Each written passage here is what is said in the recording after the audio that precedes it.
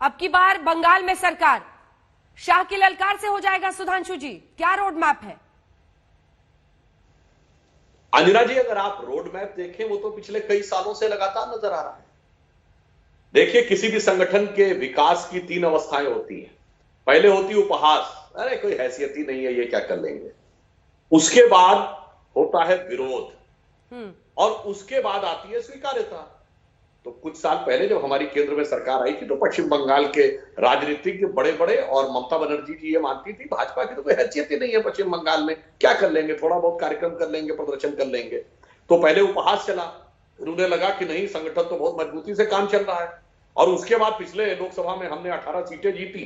अब हम विरोध की स्थिति में हैं। अब पुरजोर विरोध किया जा रहा है। आश्वस्त रहिए, ये क्रमशः बढ़ता हुआ रोड मैप यह दर्शा रहा है कि इसके बाद हम स्वीकार्यता की स्थिति में आने वाले हैं। जो गृह मंत्री अमित शाह जी ने कहा है, 2/3 बहुमत से सरकार बनेगी। और एक और भी मैं कारण कहना चाहता हूं, जिन लोगों को, जिन्होंने बंगाल को क्षेत्रीय भावना में बांधने का प्रयास किया है, बंगाल वह भूमि है जहां से हमारा राष्ट्रगान जनगण मन और राष्ट्रगीत वंदे मातरम दोनों निकले। राष्ट्रवाद के स्वरों की सबसे प्रखर अभिव्यक्ति देने वाला प्रांत यह कैसे हो सकता है कि जब राष्ट्रवाद का परचम भारत में और भारत मोदी जी के नेतृत्व में भारत पूरे विश्व में अपना परचम लहराएगा, बंगाल उसमें साथ में न खड़ा हो। और हमारे संस्थापक अध्यक्ष श्यामा प्रसाद मुखर्जी जी को यही हमारी श्रद्धांजलि भी होगी और यही बंगाल की जनता उनकी उस मनोभाव की पूर्ति करेगी जिसे स्वप्न में रखकर श्यामा प्रसाद जी ने भारतीय जनसंघ की स्थापना की। गुप्ता जी, अगर अमित शाह जी और सुधांशु जी की माने तो ऐसा लग रहा है कि अगली सरकार इनकी बन रही है, 2/3 बहुमत से बन रही है, सियासत डोलने का खतरा दिख रहा है।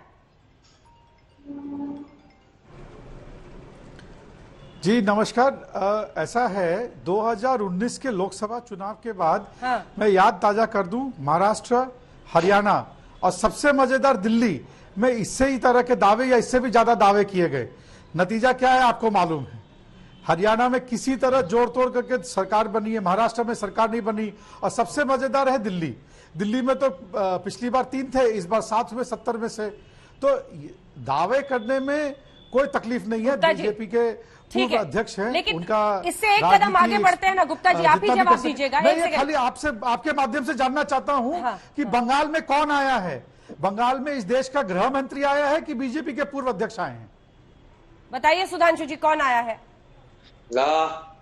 देखिए, ये प्रश्न वो पूछ रहे हैं जहां मुख्यमंत्री ही अध्यक्ष है पार्टी की, जहां सरकार और संगठन में कोई अंतर ही नहीं होता है, दोनों एक ही व्यक्ति की जेब में रहते हैं।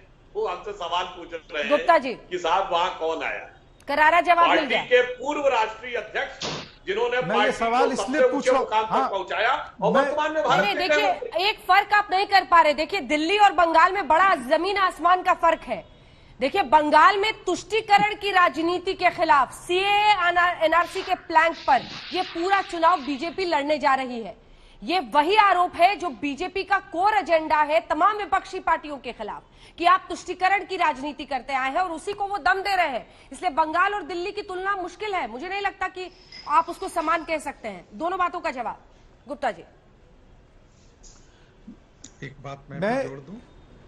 मैं ये सवाल इसलिए पूछ रहा था कि आज यहाँ पे कोरोना काल पे जो भी लड़ाई लड़ी जा रही है, सारे गृह मंत्रालय के निर्देशों के एहतियात लड़ी जा रही है। मतलब तो अगर इस देश के गृह मंत्री आए हैं, अगर इस देश के गृह मंत्री आए हैं तो कोरोना का यहाँ जांच पड़ताल करें, उसकी तैयारियों का। हेलो, आवाज आ रही है? आ रही है।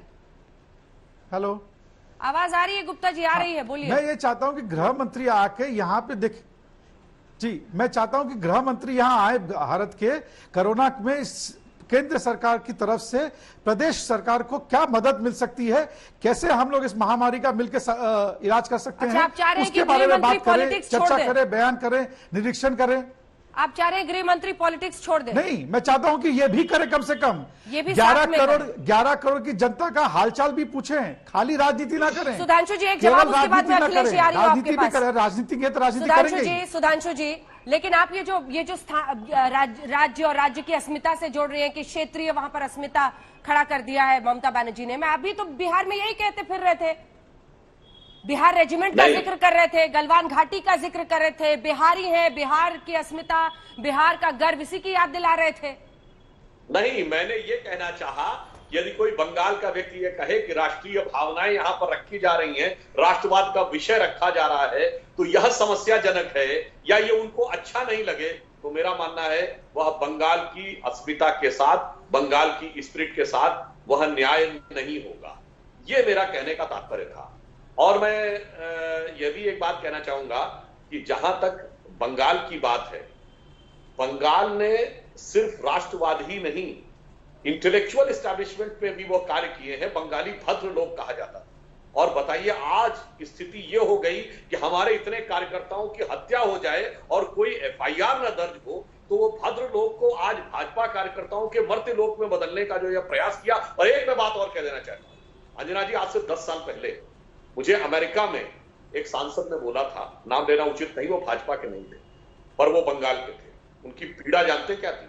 उन्होंने कहा कि 1905 में जब करजन ने बंगाल का विभाजन कराया था, यानी अविभाजित बंगाल, आज का बांग्लादेश और पश्चिम बंगाल, तो लगभग डेमोग्राफिक ये थी कि 1/3 मुस्लिम और 2/3 हिंदू, लगभग।